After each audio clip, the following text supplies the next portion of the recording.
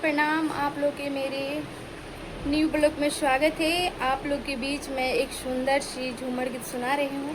अगर अच्छे लगे तो कमेंट बॉक्स में ज़रूर बताइएगा। अगर आप लोग फेसबुक पेज से देख रहे हैं तो फेसबुक पेज को फॉलो कीजिए, और यूट्यूब से देख रहे हैं तो यूट्यूब चैनल को सब्सक्राइब कीजिए और अच्छे अच्छे गीत सुनिए। बहे पुरावैया नाना दो बदनिया टूटे हो मोरावा।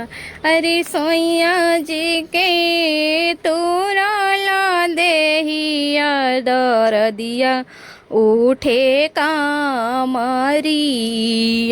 अरे सैया जी के तोरा ला देहिया दर दिया उठे कामरिया। बाई दा बोला दोई नाना दो दर दिया होला बरी जोरावा।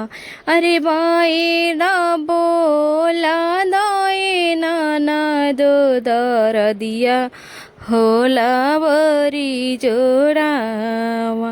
अरे सैया जी के तोरा ला देहिया दर दिया उठे कमरिया।